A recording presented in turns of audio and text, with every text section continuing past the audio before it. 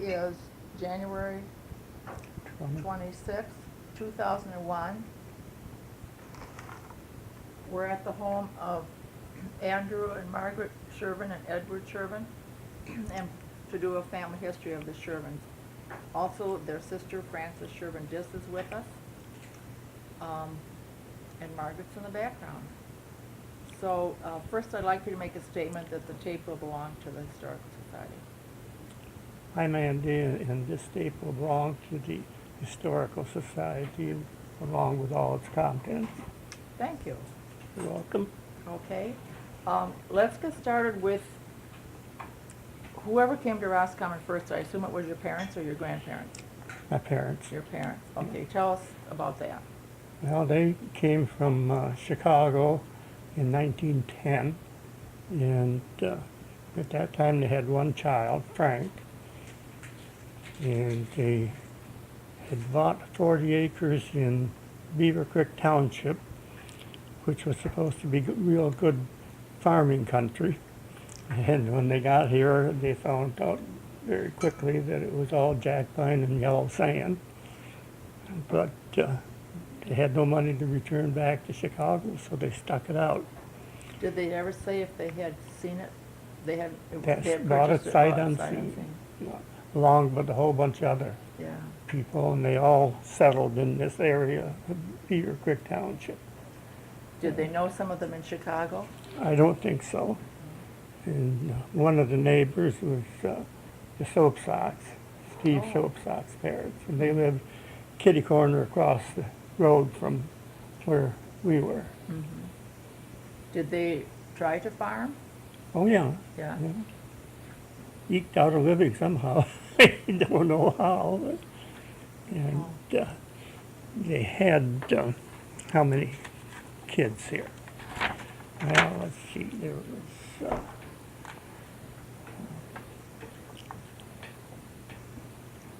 Augustina Cherven. That was my dad's wife. What was her maiden name?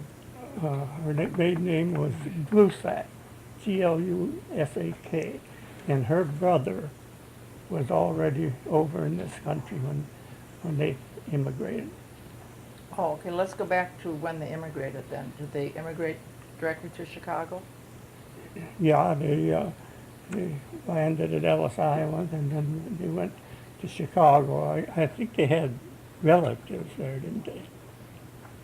I think they had relatives in That Chicago. sponsored them? And, I don't know exactly what year they ended up in Chicago. And do you know, Fran? Do you know what your dad did in Chicago No, for a living? no, I don't. Well, he worked in the stockyards, Oh. Oh. meat packing, Did and he had another brother that was in the meat packing business, and he moved to Brazil, I think, for a someplace? while, and No, that was Joe. yeah, Yeah. Joe had a home. He also had a 40 acres there by us, but he had a home in Higgins Township. Well, it's right next to where Fran lives now. Oh. And that is where this family moved to after we moved from this farm out here. He had moved to Buffalo, and then from there he went to someplace in South America, and he worked for, So your dad and mother moved into his house? yeah, right. And then later on, we added on to it. And that house is still there? Yeah, that's still there. And I'm in the process of trying to remodel it so that we can end up moving back there again sometime. Great. And while we were here, they had, Frank was 1 year old, I think, when they moved here. And then Ann was born here, and Pauline, and John, and Al, and Ed, and Justine, and myself were all born here. I think I was almost 2 years old when we moved from here into Higgins Township. Okay, so, when were you born, Andrew? I was born in 1922, 22. and my dad was naturalized in 1920. So And probably your mother also. I don't know when she was naturalized, probably about the same time. Okay. So how long did your parents then went to the other, did they farm over there Yeah. also then? Yeah. Their small farm, I think, was about 50 acres, 54 acres, or something like that. 52 acres. 52 acres. And were they growing crops at both places then? When you were kids? Imagine they quit farming here.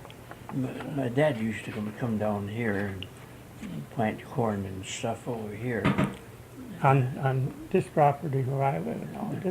This used to belong to my mother's brother, Uncle Amo, What was his last name? Brusac. Oh, okay.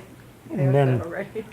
And then during the war, he sold this property to Ed, and then we bought it from Ed. So I Passed live, it around the family. so I live a half a mile from where I was born. Oh, for heaven's sake. That's really neat. And the property by you then, this other house, then your folks lived there till they died? Yeah, Okay. And how long have they been gone? well, my mother died, what, Your mother died in 1970.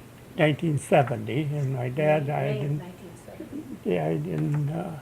1940. Oh, so she was a widow a long time. Yeah. She was a widow with 10 kids. How old was the youngest child when your father died? Fran, I think I was 12 12. So then we went up 12 when up. my dad died. What did he die of? Yeah, heart condition. Did he? Too hard to work. Yeah, I imagine so. You know, all that trying to farm that land and clear it, and pull out all the stumps. We all worked hard on the farm. You had to work. I bet you did. Had to be a communal effort. But during the Depression, I don't think I ever knew that we were poor, because we always had food. We raised most of it ourselves. And we raised beef and hogs, and we usually butchered one in the fall, so we had meat. Salome had said in her interview that the Depression didn't really make a big difference here because that's how everyone was already living. Just continue the way we were. Yeah. Which was interesting. And then we traded, bartered for groceries, like staples, like flour and sugar and that kind of stuff. Usually in the spring, we'd butcher a veal calf and take it into McCready's grocery and sold it to him in exchange for groceries. Sure. That's a good way to do things. Where did all of you go to school? Most of them went over to Sacred School, down there by Sacred Bridge. Right across from Airway Lodge. Oh, okay. They used to go through the woods. That was a ways. Yeah. About 4 miles, 5 miles maybe. Yeah. How did you get there? Walk, No kidding. summer, winter. Frank used to walk into town to school over here, and then that's one reason we moved, is To so get it wouldn't be local. so far to. So how many grades did you go to Steckert School? That was an eighth grade school, wasn't it? I think so. Was it Did you one- start here? No, I started the year we moved into the farm in town. So you started in town? Yeah. I did, I did start at the secondary school because I figured it was too far to walk for kindergarten, so I didn't. Yeah. I didn't start until the year after we moved into town. At the second school, was it all one room? Just Yeah, one teacher? One room. Yeah. Do you remember who any of the teachers were for your older brothers and sisters?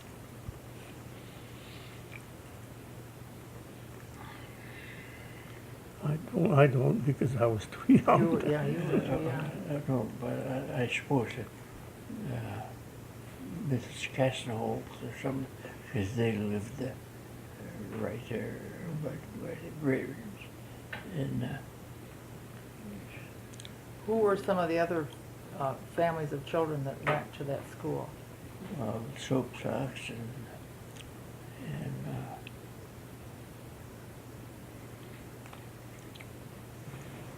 I don't know. Don't remember. Then when did that school close?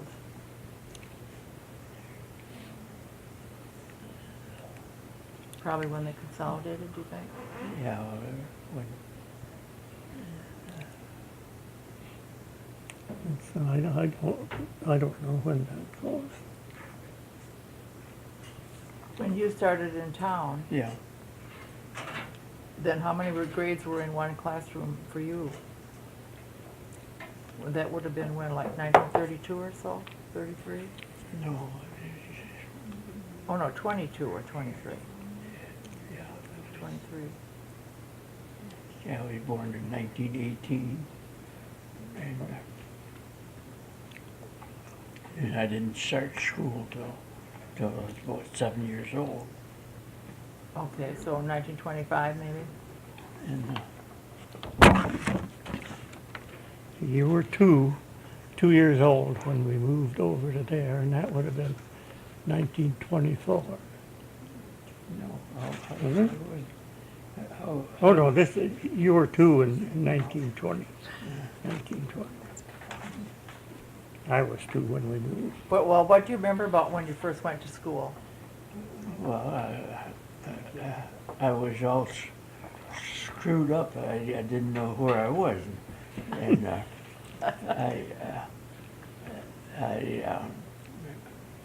Frank told me to wait for him, till he got out of school, because the high school they didn't quit at the same time as the kids. Oh, okay. And I got tired of waiting, and I started off going to walk home, and I got by the church and was heading out the wrong way.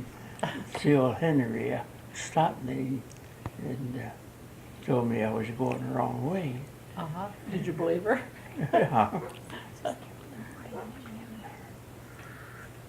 So she sent me back up to school wait for away Frank? for Frank. Yeah, yeah.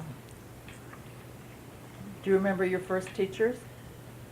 Not my first No. teacher. So if you were Right. 7, had your older brothers and sisters started teaching you to read or your letters or any of that already? Did you have to learn all that when you went?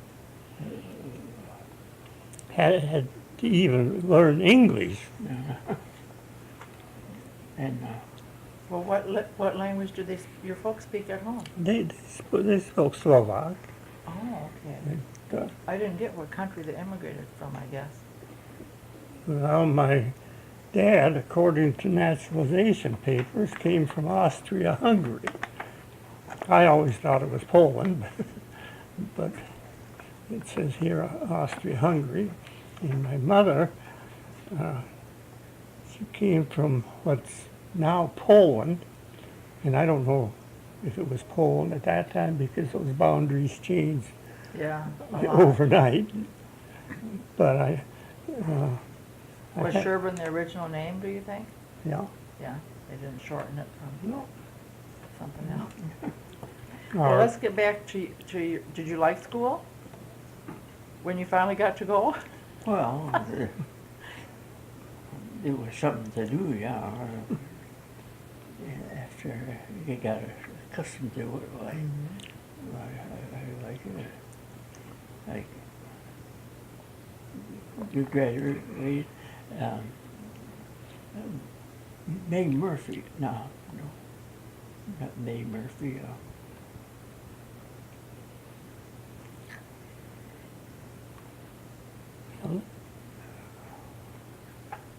Who are you thinking of? Louise Murphy Dow? yeah, yeah.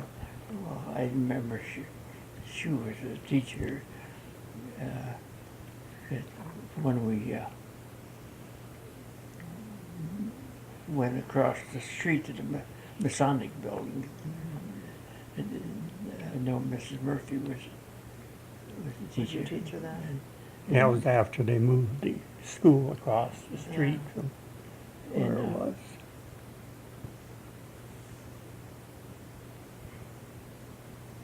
How many were in your class? Do you remember that? Was it like, did it seem like a lot of kids to you, or were there just? Well, couldn't have been too many, because I think there's only about 12 in the graduating class. Well, so when you started school, tell us about that, Andy. Yeah, I started school when I was 6. So you weren't far behind Mr. Ed here. No. And I went to the old school.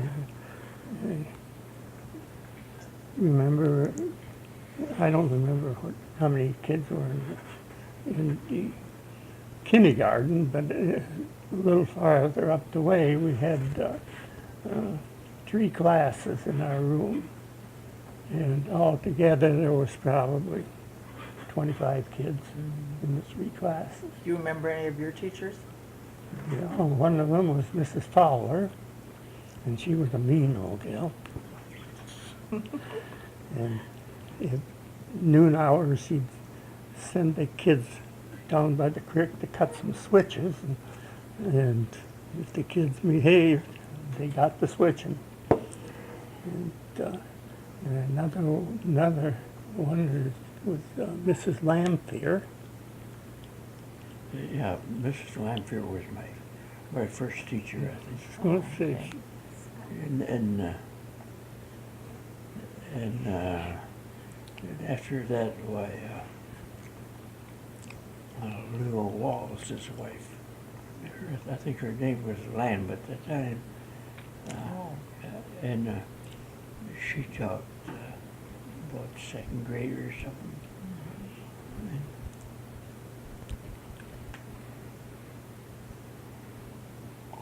And then you went in the same building all the way through, right? No. I went to the high school before they moved. Well, there was a Methodist church before. That was across the road there from. And then when they started building the new school, why didn't they move that building over where Masonic Hall is now? So you went in 3 different buildings, because did you get in the new brick one too? Oh, yeah.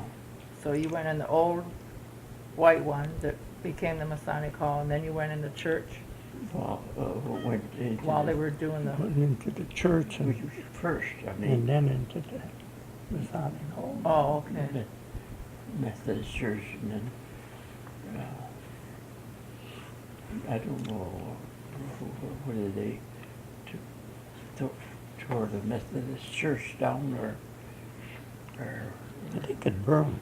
I don't remember it burning. But- That's what Mrs. Gippert said. What? Olga Leany. She said she didn't remember if it burned or if they tore it down. It's a little mystery, historical mystery. Uh, well, they moved it out before. They moved it. You had to get it High out of the way, school, yeah. sure. That must have been exciting for the town when all that was happening, Huh. I would think. I remember when I was in about, I guess 4th grade, maybe, or 5th grade, we had just gotten back into the school from noon recess, and the bell tower was struck by lightning, and so they evacuated all the kids out of the building, and they marched us in a downpouring rain down to Rutledge's hardware store, which was where Bradley's is there now. And we had to stay there until they made sure the building wasn't on fire and let us go That was back. kind of exciting, huh? Yeah, that was an experience. I guess so. Do you remember when all that burned? Oh, no, you were in the service then, probably. Yeah, I was in the service when that block burned down, but I came home on furlough about a week after the fire. Oh, So when we pulled into town, I could see all those buildings had been burned down. that was something, huh? Yeah, Leo Wallace was our shop teacher or whatever you call it. And then we planted all those trees that were all the one they use for Christmas tree now. Oh, in front of the Yeah, school. yeah, we planted that one and a couple right in front of the school on each side of the Oh, neat. entrance. Those two great big ones. Yeah, beautiful trees. What year did you graduate? 36. 36. And we built the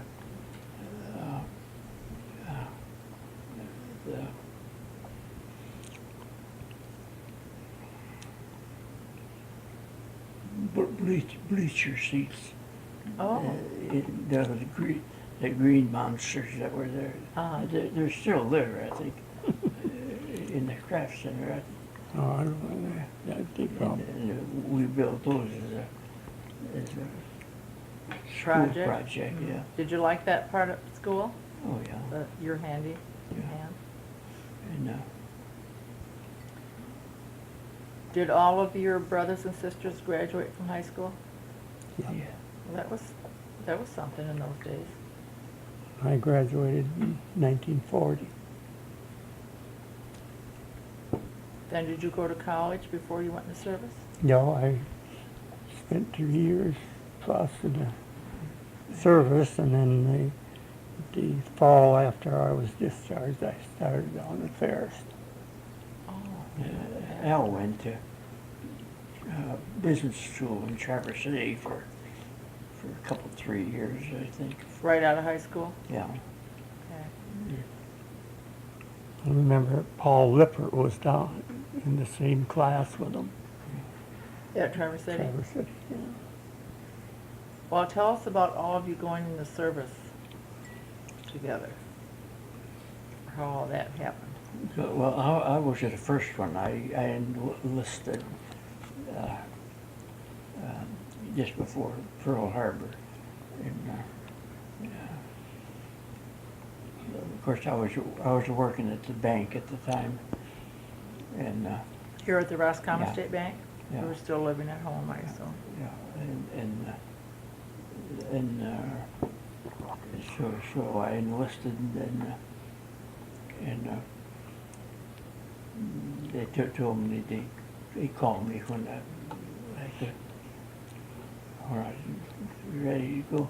And Russ Martin was working over at training school, and when he found out that I quit, he wanted to know if I'd come work for him for a while until he could find somebody else. And You mean while you were waiting to be called? Yeah, Oh, okay. and then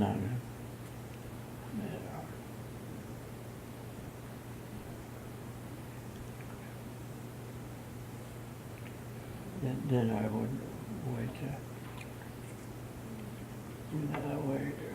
wound up at Camp Sutton, North Carolina. So did you end up working for Russ Martin for a Yeah, while? I worked for him for a couple of years. Oh, Not a couple of years, but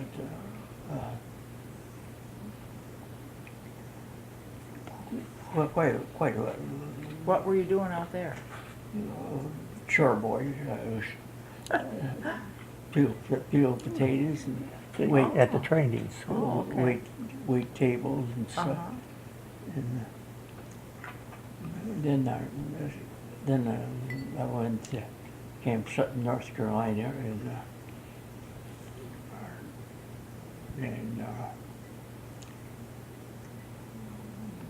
then I moved to Camp Blanding, Florida.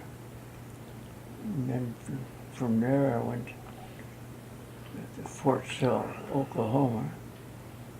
And my sister Teen was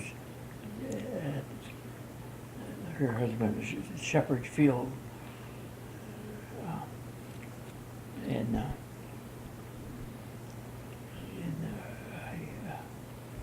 I was the first one to see my niece Sally, and Oh, and she had her first yeah, baby? yeah, and I went over there for Christmas or something. Oh, that was nice.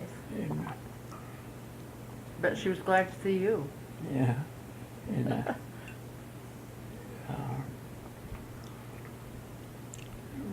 then we stayed on the National Guard camp at Fort Sill, and lived in tents. And every night we had fire watch, because we managed to burn a couple of tents down every night. Because they had these, I forget what they call them, stove that burned. The heater. They burned coal, Oh. and that sparks would always go up in the tent. From there, I came back to Camp Binding, Florida again, and then I transferred into the Air Force. I was in the field artillery at the time, Okay. and Al told me that if I enlisted, got misassigned, that I could ask for a transfer. They had to give it to me.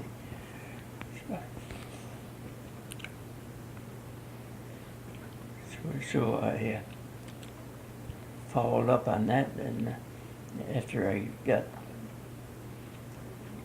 Camp Binding, Florida, then I went to Orlando, Florida, and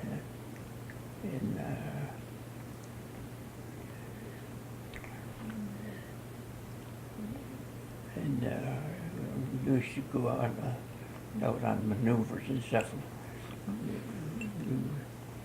We went to Brooksville, Florida, and temporarily just then from Orlando, Florida, I went to Pine Castle, Florida. It's just a little suburb there for Orlando, and then I went from Orlando, Florida, and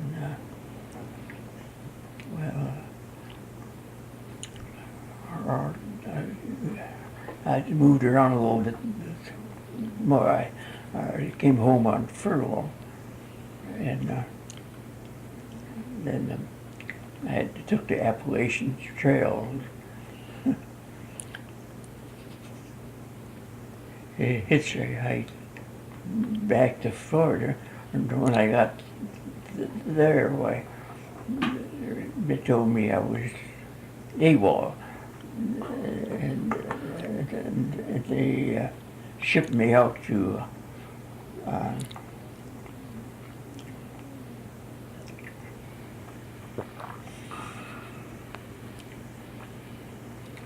Dalhart, Texas, and while we were there, why, some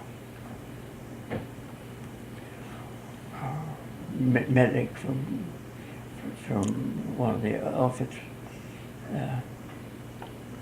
hid in the back of the school bus when she drove out that night.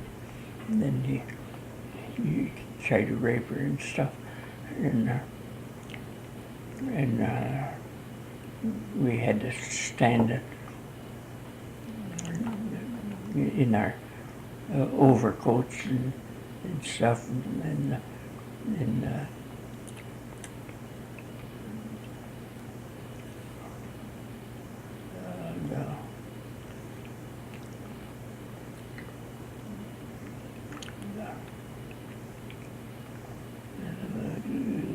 guy, rangers or something, had to inspect us all for in our uniforms and stuff, you know. And they found finally found the buttons from the guy's uniform in the furnace, and so then they finally got it.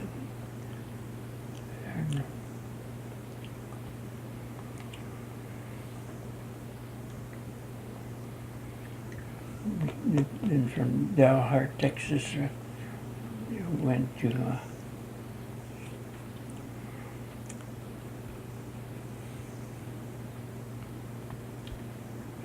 I don't remember, Harrington, Kansas.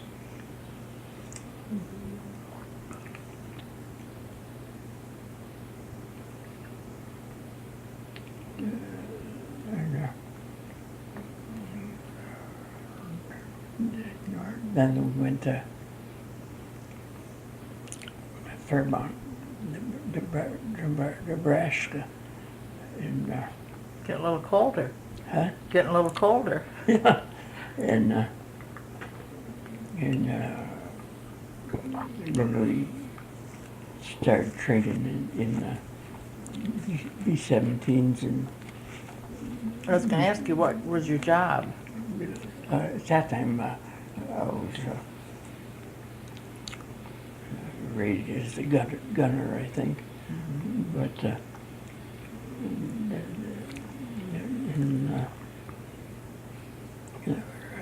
that's where we got our plane training, and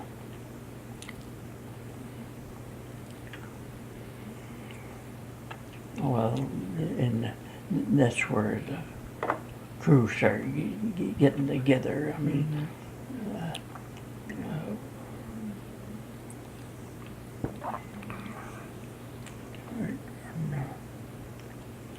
and then while there I got into radar, and that was a word you wasn't supposed to write home about or anything, because it was more or less secret. And then we went to decompression chambers, you know. I know sometimes I'll pump all the air out, and had you had to sign your name and stuff. So after a while, it got so you couldn't even sign your name or anything, and then they That was all trained to be in those airplanes? yeah, and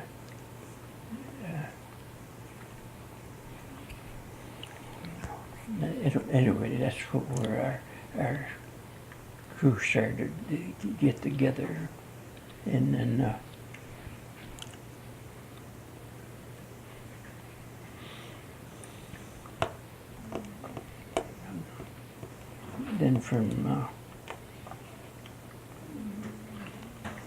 from there, what?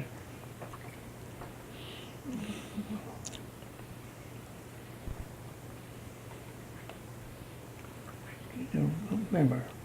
You went too many places, Ed. Huh? How could you remember all that? Oh, I know. I don't. My head put me every. They moved you a lot.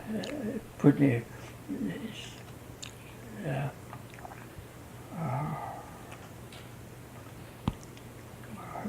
Every state in the union, somewhat along. Yeah. Well, how long were you in the service? I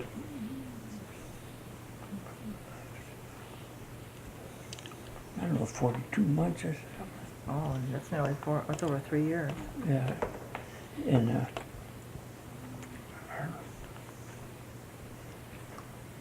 So did you go overseas yeah, then eventually?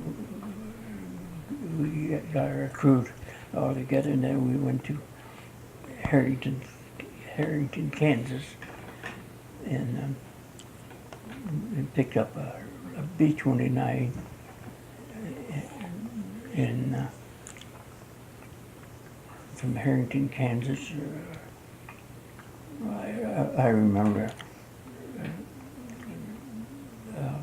we went to Kansas City. I think that was Kansas City, Missouri, I think. Anyway, and at Christmas time, there's a guy coming down to the airplane station, and train station to pick up GIs, for bring them home, and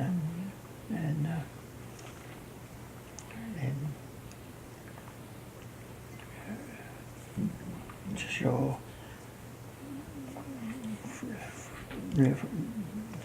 then we went to Harrington, Kansas, and picked up our airplane, and from there we went to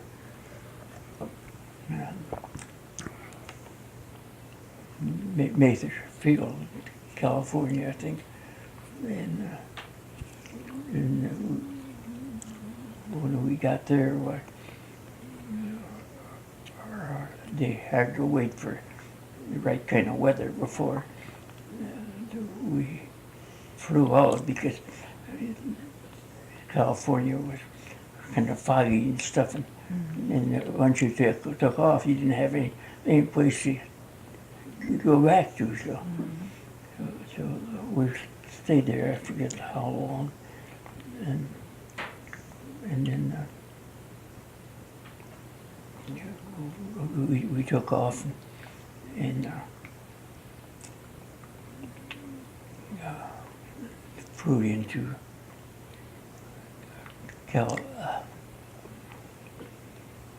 Hawaii, and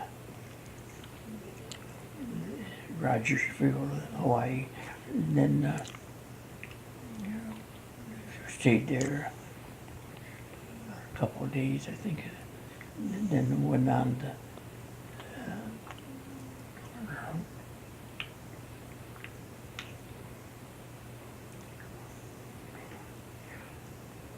I remember we stopped at Johnson Island because we had, I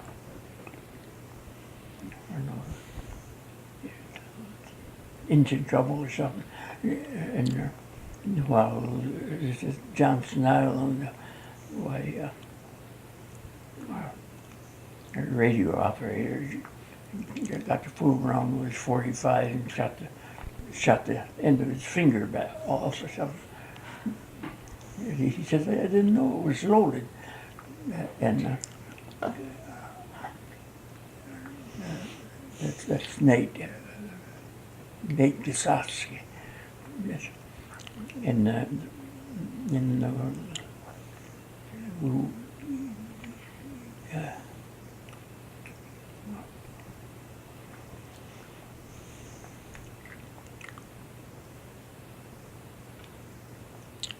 forget where we went from there. NOE talk, I think.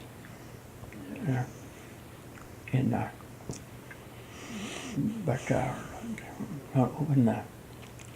when we got over to our base in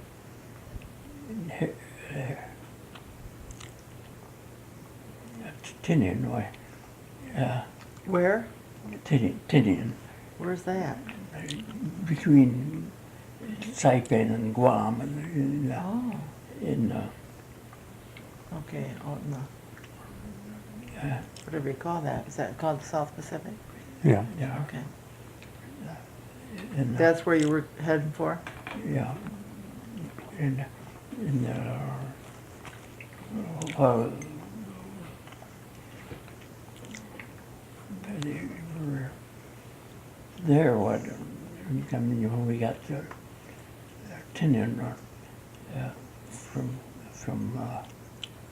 Hawaii, they were packing up one of the guys' belongings and everything. He went swimming. He was a good swimmer, but he got caught in the tide, and I don't believe that they ever recovered his body. That's something you don't forget, packing somebody's And belongings up, send them home like that. well, anyway, after we got down to Tinian, we started flying out of Tinian, and I flew 35 missions over No kidding. Japan, and that was 1,500 miles one way. And average mission used to be about 15 to 18 hours. Wow. So you were there quite a long while. And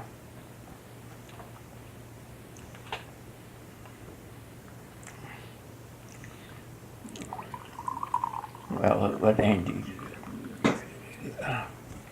let's continue. Continue that? Okay, well, did you, when you were finished with yours, were you in there till the war ended? Yeah. Okay. Yeah. And well, you know the Enola Gay? That was I don't know anything yet. that was Tibet's airplane that dropped the atomic bomb, Oh, okay. and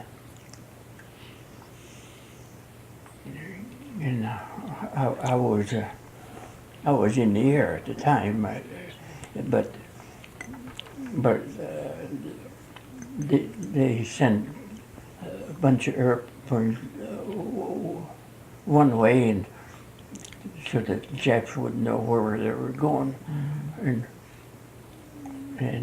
we went Shimonoseki Straits. That's in the Japanese islands, and and we,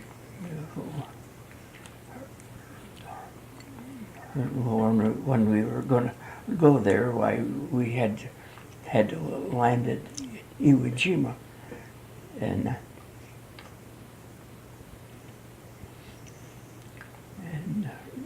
it was my job that I used to have to go into the bomb bays and check the bomb racks, and I had a wooden blocks I used to put in between the bomb shackles so that and in case heavy landing, like it didn't drop loose. And one day I was there checking the bomb bays and the bomb shackles, and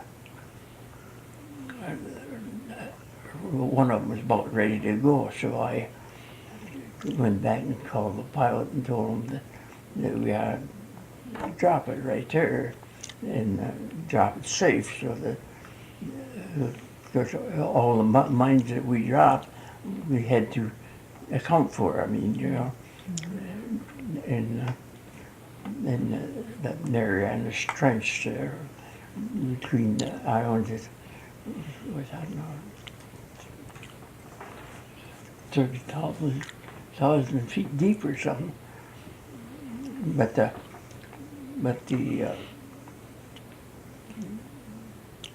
bombardier says, "Oh," he says, I can fix that. Give me a pair of pliers and screwdrivers, and he just touched them, and the airplane jumped up in the air, and I looked, and he came out white as a ghost. You know, I thought he'd gone with it, but Wow. and so anyway, we had to land at Iwo Jima, and you had to get new bomb bay doors put on because you couldn't fly with the bomb bay doors open and stuff because it used too much gas and stuff. So,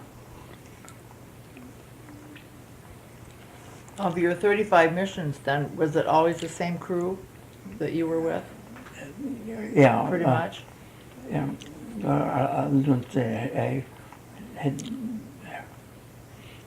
had one trip with another crew. They were looking for a radar operator, and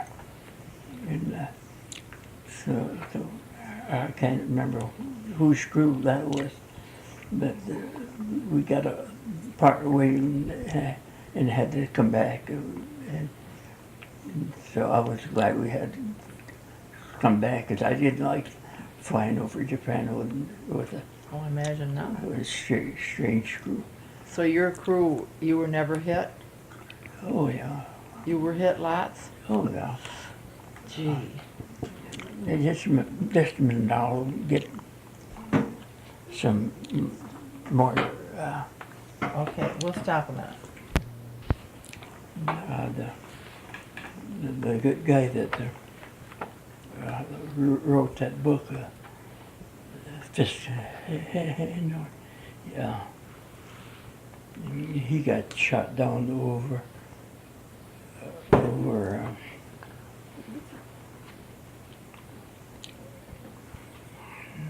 Shimonoseki Straits, and there was only two of them got out of the airplane alive.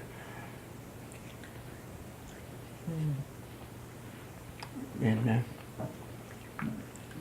so anyway, he got the job of a historian for the bomber group, and And since then, since the war, how often have you gotten together with these people? well, some of them. I think the first time we went to Omaha, Nebraska, and we went to the air base at Fairmont in Geneva, Nebraska. Was right next there, but Geneva was just a small town, and so they named the base for Fairmont. So were you still over in that area on that plane crew when the war ended? Yeah, Okay. I was on the net finale. That was the name of the airplane.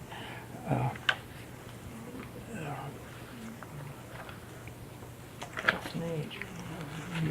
And we were on a couple other airplanes, but I don't just remember which one. I think the Life of Riley, and I don't know if it's ever on Sitting Pretty or not.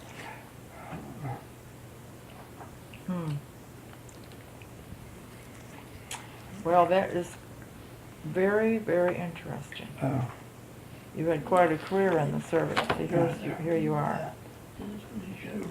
Look at the Ward's crew. That's the last one in This?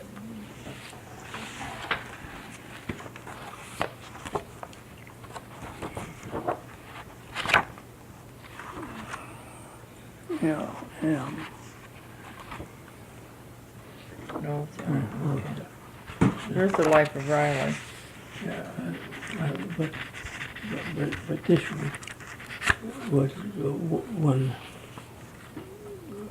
Thumper. Thumper. Yeah, and that's the navigator. He said if that plane gets us back to the base, he said I'll kiss his butt. Oh, that's what he's doing? Yeah. Kissing Thumper's butt. For getting them back in one piece. Well, I'm sure he was happy to be back. Well, that was quite an effort that your group undertook, wasn't it? Now, what do you want to know about Ward's crew? Well, I think his was the only crew that got shot down over Yokohama and all made it. Every one of the They all crew survived the Yeah, prison survived. camp? Yeah. One of the group reunions, I mean, the whole crew was there. Oh, wow. That's great. And It's something to have lived through all that. The radar operator was Younkless. yeah, he borrowed my pistol one time because I wasn't flying, and he couldn't find his or something, so he borrowed my pistol, and he got shot down. So your pistol went to prison camp, huh? The Japs got that. Yeah, I bet they did. Yeah. Well, okay, now what, now so, Now, Oh. I wanna show me see- something else? Yeah. That,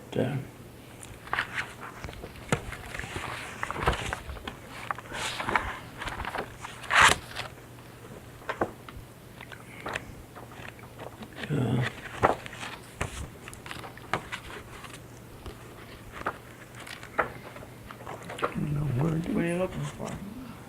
Oh, I think he's looking for a safe conduct pass that Oh, that the chaplain gave him. that was a distinguished flying cross and air medal. right here it says that you had a Yeah. medal for super fort raids. Flyers get air medals for super short grades, and that's when he got. Sergeant Edward J. Cherven. What does the J stand for? Just the J? I don't know where you put that.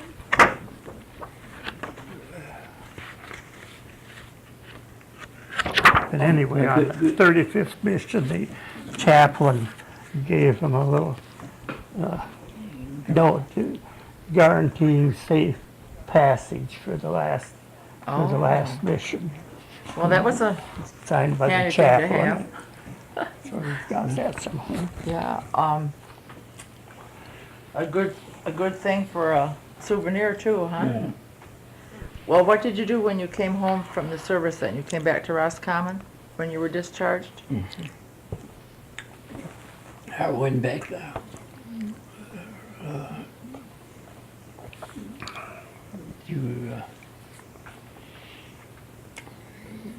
training school. Out here, Yeah, Higgins Lake. Where I worked in, Was Mr. Martin still there? yeah, That Russ Martin that you said you worked No. for? I don't think he was there. But Ed Zettel, he ran a nursery, and Mike and I went worked there for quite a while, and then Jim Phillips and I opened up a camera shop. Oh, that was in the building that you still own? Yeah. Next to St. Vincent de Paul? Yeah, and then I had a coin shop in there. And Did you stay partners for quite a while? well, yeah, Jim moved away. Who did you buy the building from? Well, I bought the building from Mrs. Oddie, but I rented for quite a while. Oddie. O-D-D-Y? Yeah. He was an insurance agent. Oh. He sold insurance. He finally sold the Corky Gale ring. Oh, that's where I've heard that name. Yeah. Used to be Yeah. Gaylor Gaylor Oddie, Oddie. didn't it? Okay. And So were you able to make a living on that camera